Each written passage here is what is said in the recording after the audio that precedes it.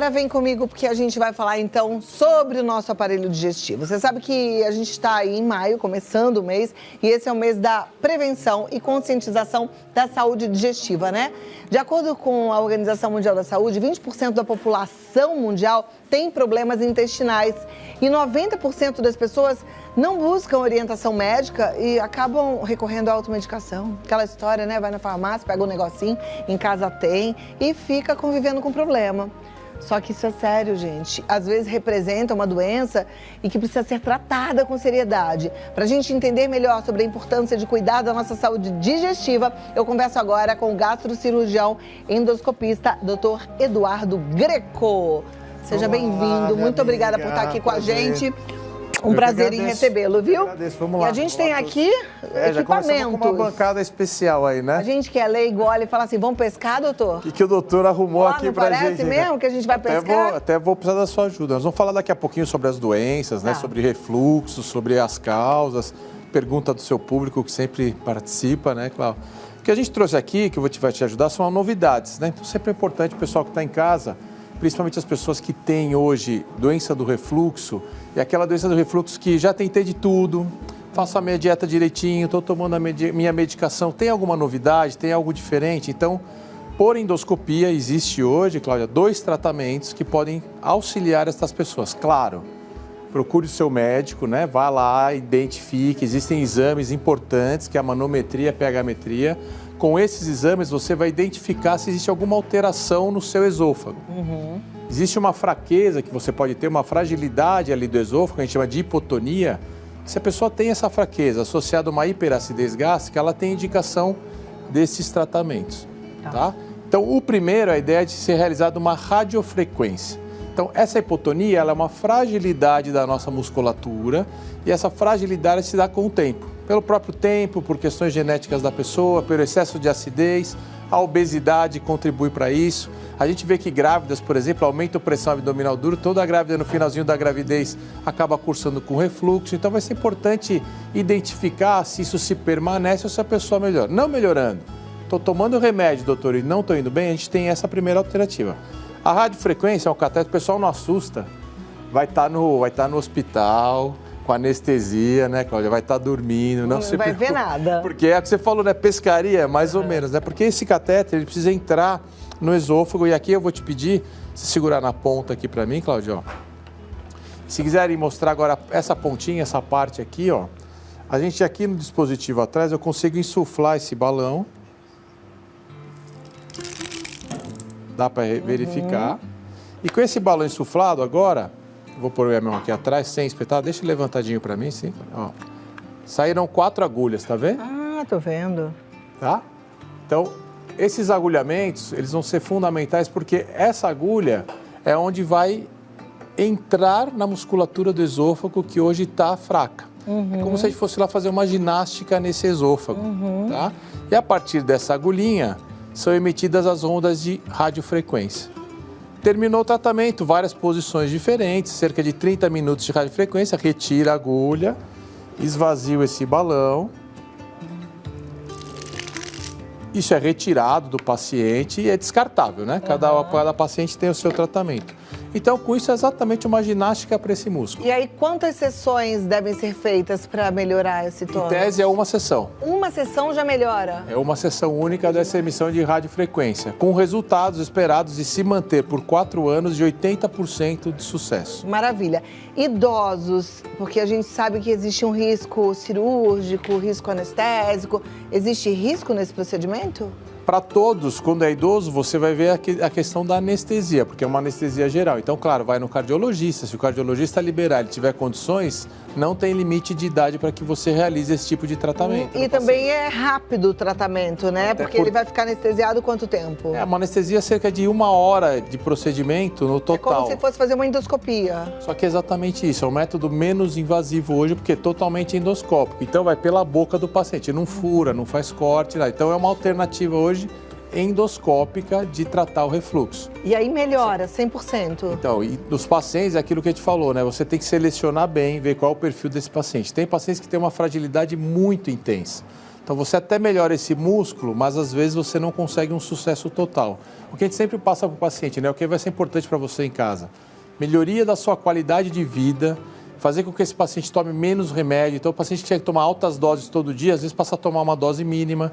Tem pacientes que só têm uso esporádico dessa medicação, não usa o tempo todo. Você do remédio antirrefluxo. O remédio antirrefluxo. Então você consegue com que esse paciente use menos medicação, tem uma qualidade. Tem pacientes que não conseguem nem deitar para dormir mais. Plano de saúde cobre esse procedimento? Ainda não. É um procedimento só particular. Já existe, né, pelas sociedades buscando as autorizações devidas pela ANS para que o plano possa cobrir. Pois é. E o segundo ótimo, aqui, né, Cláudia? Esse qual é? Esse aqui a gente chama é uma fundoplicatura. Um dos tratamentos que você tem, um tratamento cirúrgico, é você confeccionar uma válvula que envolve uma parte do estômago por fora. Essa válvula hoje ela pode ser realizada só que por dentro, por via endoscópica. No sentido de você, por endoscopia, aí é uma questão mecânica, é você fazer uma pressão externa, onde esse músculo está frágil, você vai pelo lado de fora e pressiona ele. Você vai fechar, você vai estreitar o espaço da volta desse ácido que está no estômago de poder voltar no esôfago do paciente. Então, de uma certa forma, você vai controlar a saída do ácido do estômago. Na outra era fortalecendo o músculo, nessa não, é um fechamento realmente. Então, também, endoscopia, esse mais grosso o pessoal assusta mais ainda, né, Cláudia? Mas a mesma coisa, endoscopia a gente vai só mostrar a movimentação dele, se você quiser segurar não tem problema. Então, a gente consegue movimentar. Tá vendo? E lá no posicionamento, no local correto, dentro do esôfago, a gente fecha. E aqui a gente vira, para mostrar um pouquinho, ó. Vão sair agulhas com um fio. Acho que o pessoal consegue... Aqui, ó, eu vou movimentar. Ah lá dentro, ó. O pessoal tá pegando lá, ó. Ah, sim, tô vendo. Então, é como se eu estivesse dando um ponto ali na região do esôfago. Então, a fundoplicatura também. Ela vai ter uma ação mecânica, um tratamento todo endoscópico, né, com que você vai, essa região do tônus, onde o músculo não está trabalhando de uma forma adequada, você vai melhorar esse tônus. E também resultados acima de 80%, 85% de sucesso para esses pacientes. E como você disse, né, isso é tratamento único. O paciente faz uma vez, não precisa fazer mais por resto. E os dois ainda não tem nem plano de saúde, nem no SUS. Infelizmente. Duro, né, gente? O que a gente conseguiu, né, eu sou professor lá na Faculdade de Medicina da ABC, na Universidade de São Caetano, então a gente consegue alguns protocolos de estudo, então a gente conseguiu beneficiar uma série de pacientes. Né, São Caetano mesmo possui um programa de obesidade, a gente consegue tratar obesidade, refluxo, e aí a gente consegue, às vezes, contemplar essas pessoas que são selecionadas Você fala tratar a obesidade porque as pessoas que estão obesas, elas têm mais refluxo, é isso? Exatamente. Então, uma das causas do refluxo é a obesidade. Então, você tratando a obesidade, melhora o refluxo do paciente. Então, essas são novidades que nós temos, né? A radiofrequência e a fundoplicatura endoscópica, que chegou aqui no Brasil há cerca de 1 ano já, mas já está disponível para os pacientes. Bom, mas aí é você também ir lá no seu médico, conversar, ver como é que fica, em que condições você consegue fazer. E, gente, saúde é o mais importante, né? A gente se sentir bem é o mais importante nessa vida, ter qualidade de vida não tem preço, não é verdade? Agora vamos lá, doutor Eduardo Greco, já temos perguntas, o povo gosta de saber. Ótimo. E como eu adiantei, já tinha até falado aqui no programa, nossa reclamação frequente é o tal do refluxo mesmo, do pigarrinho que fica no fundo da garganta. E tem gente reclamando disso, principalmente depois que teve a Covid. Tem alguma relação? A pessoa que teve a Covid, ela sofreu uma alteração que a gente fala, um processo inflamatório muito intenso do seu organismo. Então, com certeza, isso modificou de uma forma geral tudo, né? E ela pode ter tido algum tipo de processo inflamatório ali também nessa região esofágica e às vezes a pessoa não tinha isso e começou a ter alguns sintomas relacionados ao trato digestivo. Também relacionado, né, Cláudia, à alimentação. Mudou a alimentação, muitas pessoas muito tempo internado, tiveram que usar a alimentação por sonda, deixando de trabalhar diretamente ali com o estômago. E quando você tem esse retorno, você vai ter todo um processo de adaptação, né? Mas é frequente realmente, a gente pegou pacientes que perderam muito peso, que agora precisam retornar, né? O pós-Covid a gente fala, e aí você tem que ter um cuidado especial na reintrodução desses alimentos para não trazer problemas para esses pacientes. Ok, você vê que tem problema para quem perdeu muito peso, para quem ganhou peso também, né? E a pandemia fez as duas coisas, né? Ou a pessoa emagreceu ou a pessoa engordou, não foi? Muito que ficaram em casa do outro lado, né? Aquele que ficou em casa, que ficou, né, no home, a maioria, né, cerca de 70% dessas pessoas tiveram ganho de peso. Pois muito mais. Bom, a Helena, ela é de Osasco, ela diz, após as refeições, sempre tem uma coceira e ardência na garganta. Às vezes, com ânsia de vômito. Pode ser algum problema digestivo? Vamos lá, Helena, com certeza, né? Então, com certeza você está tendo esse tipo de alteração relacionado, deve ser provável, o mais provável aí é o refluxo. Ainda você relaciona a sua alimentação. Então, você se alimentou, esse alimento vai lá no estômago, produz um ácido. E o que é o refluxo? Esse ácido volta aqui para o esôfago. Geralmente a pessoa tem queimação, tem ardor, mas muita gente, Cláudia, cursa com isso. O refluxo sobe até a garganta realmente. Então, a pessoa tem aquele pigarro, como você disse, é muito frequente. Uma coceira, essa ardência, esse desconforto na garganta e vai ver o que? É o refluxo. Então precisa passar no médico, estudar, né? A gente comentou agora há pouco, fazer os exames ideais para que a gente detecte o nível de refluxo. Se é simplesmente reorganizar a sua alimentação, usar medicação por algum período ou se não, se você tem alguma alteração mais importante para a gente tratar. Ok. A Marineide de São João de Meriti, ela pergunta, é verdade que mau hálito e aftas podem estar relacionados a problemas digestivos? Também, né? Então, o mau hálito, geralmente a pessoa investiga, né? Questão bucal, questão dentária, se não tem nenhum tipo de alteração, mas ele pode estar ligado exatamente a esse refluxo, a sua má digestão. Se você fica com uma digestão muito lentificada, por exemplo, você tem dificuldade, você percebe que você está muito estufada, meu estômago diz, doutor, eu comi meio-dia, são 6 da tarde, eu ainda sinto o almoço, então precisa trabalhar com essa digestão para melhorar nesse sentido. E se você tem uma alteração do estômago, com uma gastrite, por exemplo, um processo inflamatório, ele cria essas feridinhas que são as aftas na boca, lá dentro do estômago tem também.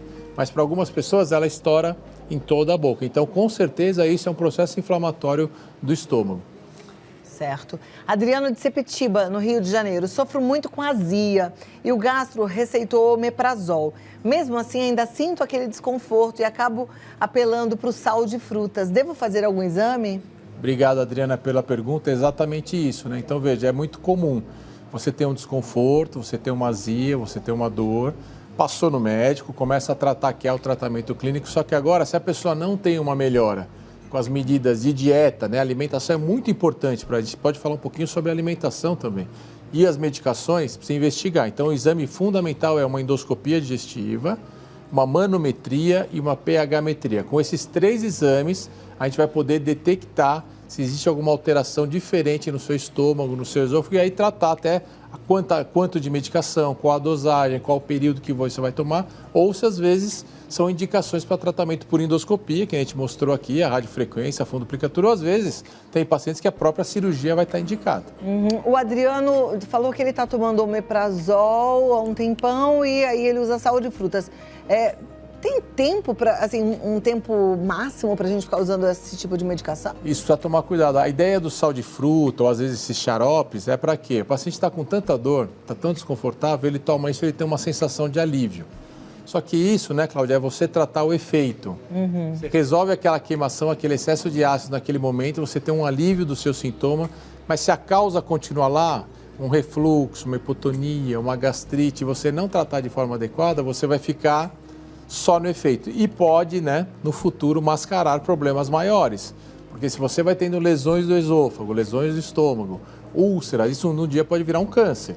Então, por isso que é importante, muito sério, procurar o médico, porque senão você fica mascarando. O remedinho e eu tô legal. É bem o que a gente faz, né? Toma um remédio, meu vizinho tomou, ficou legal, aí você toma o remédio e vai fazer. E hoje em dia uma endoscopia é super tranquilo, né? O exame hoje é super tranquilo. A Márcia de Suzano, ela pergunta qual é a diferença entre intoxicação e intolerância alimentar? Muito bem, vamos lá. Então, intoxicação é quando você se alimenta com algo contaminado, né? Então, um alimento que estava estragado, com o prazo de validade vencido, ou um alimento que você comeu, o alimento parecia que estava tudo direitinho, mas a manipulação dele foi ruim, ele tinha uma bactéria, então você vai ter se intoxicado, uma intoxicação que pode ser grave, precisa se hidratar, tomar medicações. Intolerância é diferente. São pacientes que não toleram alguns tipos de alimentos, né? Então, o que é mais comum hoje é a intolerância a glúten, que é a farinha, e intolerância à lactose, ao leite. Então, são aqueles pacientes que têm dor, que têm vômitos, que têm uma situação diferente, que estão relacionados a eu tomo leite, eu como derivados de leite, eu passo mal. Aí precisa procurar um médico porque tem exames específicos para a gente identificar isso. Perfeito. Doutor, você atende lá no ABC? Eu atendo, né, na faculdade também e aqui eu tenho consultório em São Paulo, aqui na Vila Mariana, no Instituto Endovita. Olha lá, que legal. Eu falo isso, gente, porque eu confio bastante no doutor Eduardo Greco, viu? E tô te falando isso assim, consulta, sabe? Vai investigar o que está te acontecendo. Como a gente acabou de ouvir do médico, a gente não pode ficar tapeando as coisas achando que está cuidando bem da gente, porque isso pode virar um câncer, pode virar uma doença séria e você precisa viver com saúde, né? É o mais importante. Vou te passar até os contatos. É Instituto Endovita, o Vita com 2 T's, tá? institutoendovita.com.br e o Instagram, segue lá, doutor Eduardo. É Eduardo_Greco, com 2 C's. Obrigado. Muito obrigada. Esses 2 procedimentos você já faz, então, lá no Endovita? Já faz a Endovita, já está disponível. Legal. Ó, eu que agradeço sempre, né? Sou seu Muito fã. obrigada e até a próxima. Total. Um abraço para toda a família, viu?